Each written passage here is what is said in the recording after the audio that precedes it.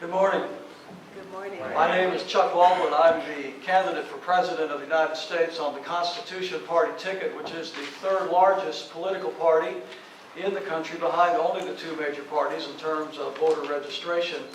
I'm very proud and thankful to be their candidate for President in 2008. For those of you that do not know me, and that's probably most of you in the audience, I want to just give you a brief resume of myself. I want you to know that, first of all, I'm a graduate of what is now known as Liberty University in Lynchburg, Virginia. And I was in the first graduating class in 1975 under the late, great Dr. Jared Falwell, my dear friend and mentor. I was very involved in the moral majority back in the 1980s. He asked me if I would be a part of the moral majority leadership. I joined that team in 1980. I became the executive director of the moral majority in 1980, working for Ronald Reagan. I was very proud to be a part of the Republican Party at that point and working for Mr. Reagan for those two elections. We helped to register tens of thousands of voters in the state of Florida, and I traveled with Jerry all over the United States and overseas, literally campaigning for Mr. Reagan. But in 2004, it became very obvious to me that the Republican Party had no longer lived up to the values and the principles that I believed in.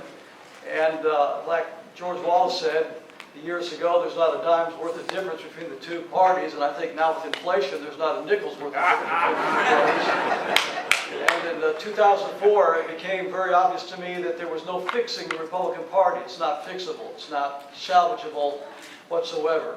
It's a broken system. The two major parties have not only a monopoly, but a stranglehold on the political process that is choking the lifeblood out of our country. So I began to look around at the alternatives that were there. I found the Constitution Party. I looked at their platform very carefully. I found that they were 100% pro-life, that they were strong for national sovereignty, that they believed in the Constitution of the United States, they believed in our independence, our Bill of Rights, etc. And so I found a home, and little did I know then that I would be where I am today in 2008.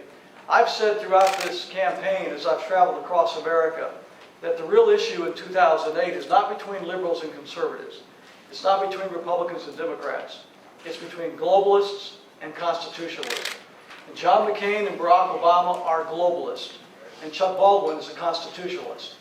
Every single member of Congress, the Senate, the President of the United States, as well as state and local officials, when they take the oath of office, they raise one hand to heaven, they put another hand on the Word of God, and they make an oath. And that oath is very simple. That oath is not to be faithful to the party bosses. It's not to please the media or even the tide of public whim. It is to preserve, protect, and defend the Constitution of the United States of America. And that is exactly what these two parties have not done for many, many years. And that's exactly what Congressman Ron Paul has done for his entire career as United States Congressman. Ron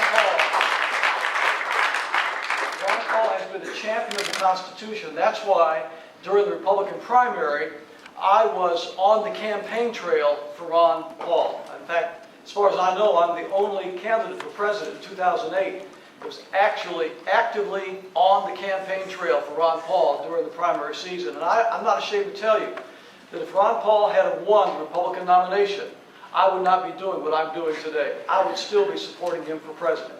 I'm doing what I'm doing because the Republican Party rejected Ron Paul's candidacy, and there has to be someone to take the message of constitutional government, of freedom, of the ways of our founding fathers into this process in 2008, and so that's why I am here.